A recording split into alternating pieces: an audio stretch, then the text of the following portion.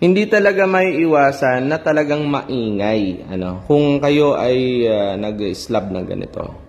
Kahit anong ilagay nyo dyan na mga flooring material. For example, Hardiflex, kung ano pa, plastic. So, maingay pa rin yun.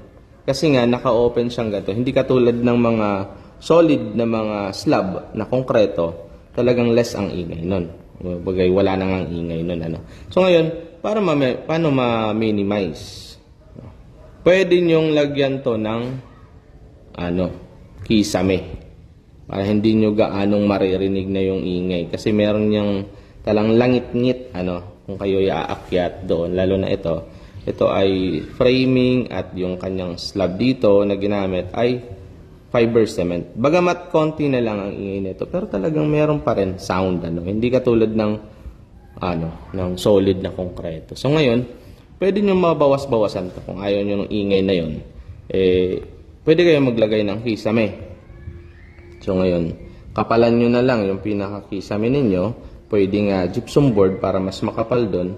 Kasi rin siya, kumbagay noise reduction din siya. So pwede yun.